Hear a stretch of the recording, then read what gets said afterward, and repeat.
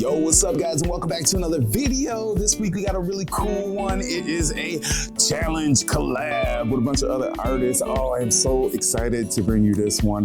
We are remixing, taking it back to the early days, and oh man, this is just a feel-good experience. But yeah, I don't want to hold you guys up anymore. I want to get right into this one. So yeah, let's get right into this joint.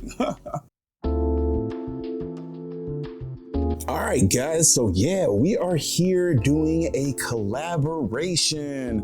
It is all about saving the monster universe. And while we do the background here, I'm gonna let Christine take it away. Go ahead, Christine. I'm Christine. This is Mike.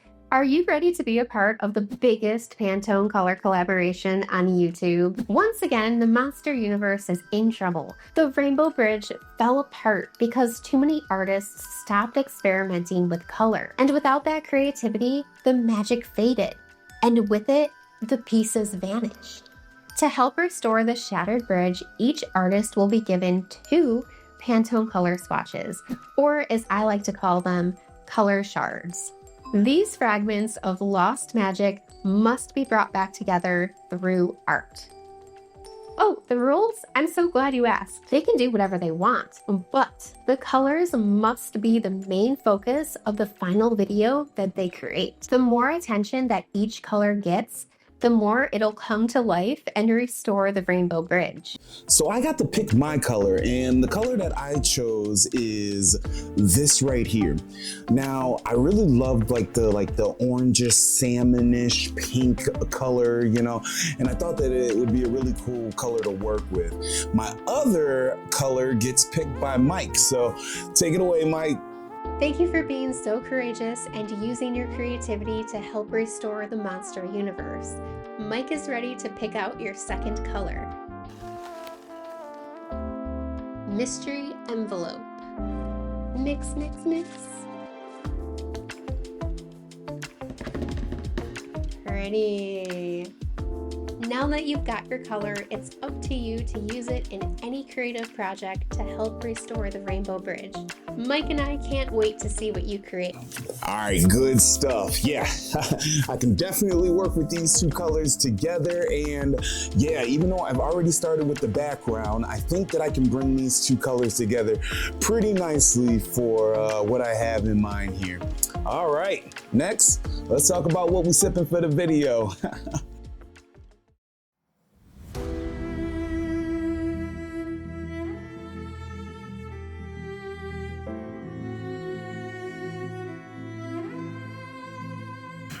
All right, we are still in the month of February, so it's still Black History Month, and I'm still wearing my sister's hoodie. Go check that out. Numismatics Noir.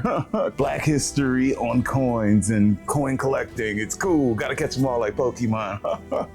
All right, so on the last video, I was saying how Uncle Nearest was the whiskey that we were drinking, but what I didn't tell you is pretty much the story of Uncle Nearest. And since this isn't Black History Month painting, I figure we will go ahead and have some Jack Daniels. And this week we're gonna be doing Jack Daniels Single Barrel Rye. Jack Daniels Single Barrel Rye. Oof, this stuff is strong right here. Damn near hands, man. Let's go ahead and pour that up. Whew. Smells good. So, a lot of people may not know the story behind Jack Daniels. Jack Daniels learned how to distill from a slave named Nearest Green. Now, Nearest kids would eventually still work for the distillery going into the later years, but yes, not a lot of people know that Jack Daniels learned how to distill from the day-to-day guy at the distillery, which was Nearest Green. Later on, the story would then be like known outside of the little town in Tennessee, but yeah, that's where it comes from. Jack Daniels, he learned from a black slave. So yeah, cheers to that knowledge being out there, and like in the last video, not getting erased. Oh man, that is so good. Cheers.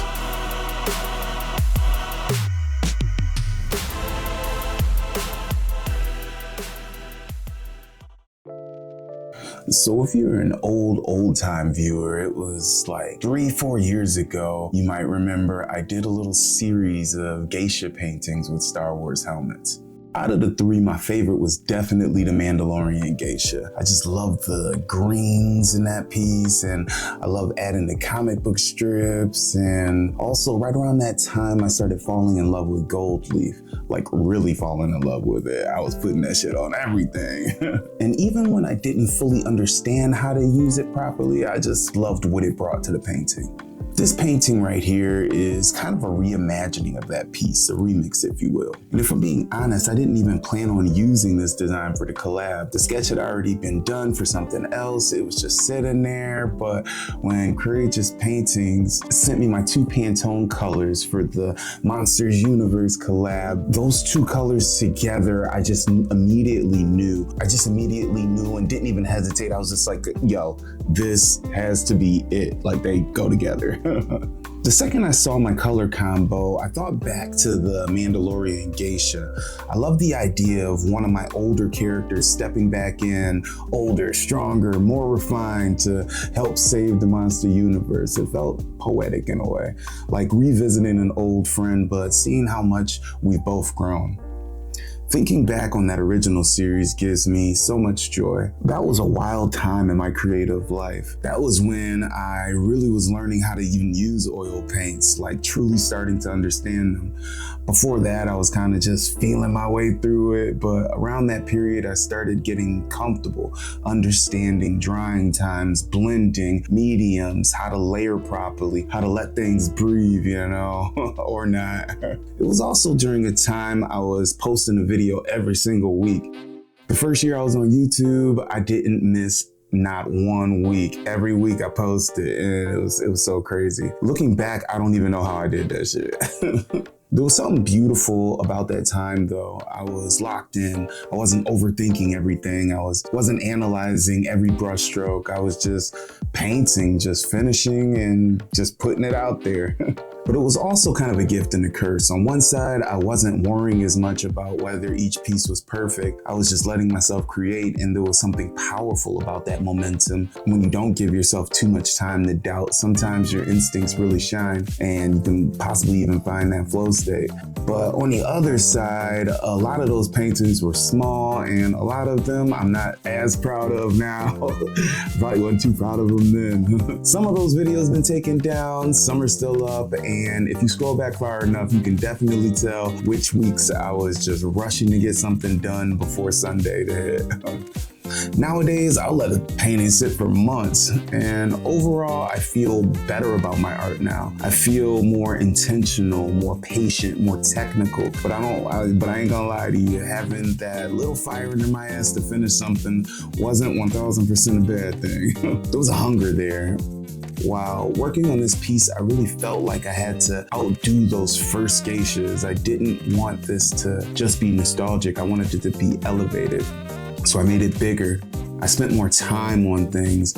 I tried to push the composition a little further. And by the time I finished, I do feel like I hit those goals. It feels stronger and more confident, but I also see areas where I could have done a little bit better and improved. And I think that's healthy. The background, for example, the gold leaf and I, well, we still have a complicated relationship. After all these years, I still get impatient when it's time to get it down, and that impatience, you know, just like, sometimes it screws it up. I definitely messed it up in certain areas in the background, but, you know, I tried to fix it where I could. At the same time, though, I kind of love that it does give it character, it gives it texture, and it makes it feel real, like a human did it, not like it's AI. And everything can be hyper polished and perfect. I kind of appreciate imperfections, or at least that's what I'm gonna tell myself. That being said, I would love to take more time with it in the future, like newer geisha Star Wars joints that I do. I also think I could have taken more time with the tattoos on her. Looking back, I probably should have done them the way that I did it on the Baby Esther Betty Boop piece, layering in acrylic pens to make it a little more sharper and a little more controlled. Again, I'm happy with how it came out, I really am, but there's always room for improvement. And I think if you ever get to a place where you feel like there isn't, that's when you stop growing. This piece feels like a bridge between who I was 3 or 4 years ago and who I am now as an artist. It carries that original energy and fandom inspiration, the gold leaf obsession, the bold character presence, and it's filtered through a more experienced version of me, I feel like, and it feels good. I definitely want to keep this series alive. I've been saying it for years, but I definitely want to do the Darth Vader joint, and I still do. I still really want to do that. That one feels like it needs to be epic. Like, I can't rush that one. It has to be right. But time will only tell. Right now, I'm deep into the villains arc, and that's taking a lot of my creative energy, and I'm really excited about where that's headed, and there's lots coming with that shit, so please stay tuned. Let me know in the comments what Star Wars geisha you'd like to see next. Should I finally do the Darth Vader joint? Should I remix another one of the older ones I did? Or should I create something new with the, geisha series, do like another helmet or something? I don't know. I kind of feel like it kind of coincides with the Andromedans that I was doing too.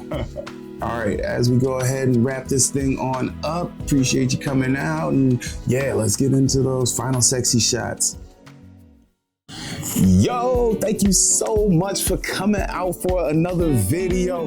This one was so fun. Like I said in the beginning, it was kind of cool to just, remixing something like the old school, and I have like I said in the video, I'm like hella motivated for like the future off of doing this one. Motivated, 1, to do more collabs. I love working with my art YouTube buddies, and then 2, for just more series, like the villain arc, like the bringing back the geisha art, I don't know, just feeling hella inspired, y'all. You know what I'm saying? It feels good. I hope y'all feeling good too. Again, happy Black History Month. Happy Black History, year, because we celebrate it year round around here. I love you guys so much. So much. Peace, love, and I'll catch you in the next time for some more sweet shit.